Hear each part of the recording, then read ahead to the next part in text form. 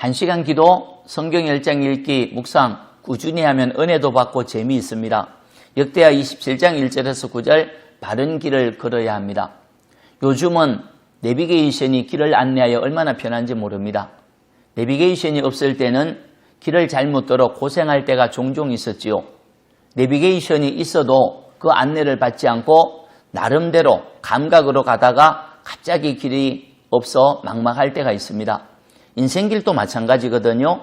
내비게이션보다 더 정확한 하나님의 말씀이 인생길을 안내하지만 말씀이 안내하는 길을 버리고 죄악의 길, 악인의 길을 걸어가면 인생 낭패를 당할 수밖에 없습니다.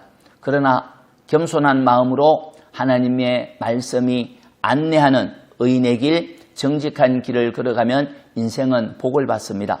길을 잘 선택하여 복을 받은 사람이 있지요.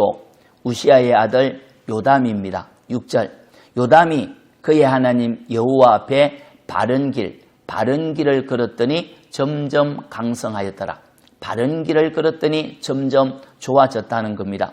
무엇이든 점점 강성하고 점점 잘됨이 좋지 않습니까? 요담 왕이 점점 강성한 이유는 그가 여호와 앞에 바른 길을 걸었기 때문입니다. 요담 왕이 여호와의 눈앞에서 말씀의 가르침을 따라 다윗처럼 의인의 길, 정직의 길을 걸었기에 그가 가는 모든 것은 형통하고 점점 강성하고 좋아졌습니다. 길은 정직합니다. 거짓되지 않습니다.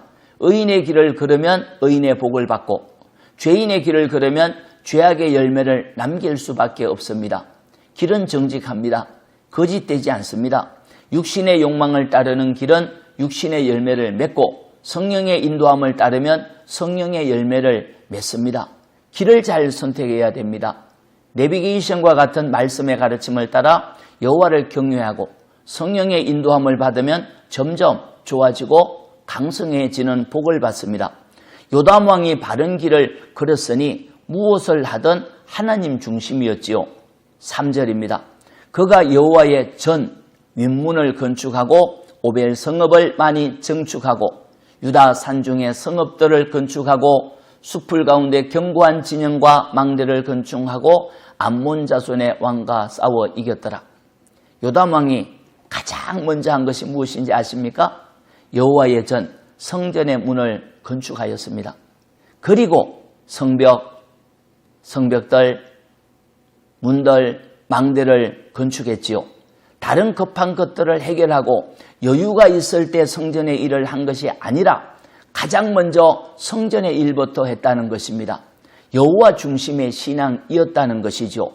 여호와를 사랑하고 여호와의 전을 사랑한 것입니다. 점점 강성할 수 있는 이유입니다. 마음 중심으로 하나님을 사랑하는 인생길은 복이 있습니다. 하나님이 점점 좋아지게 합니다.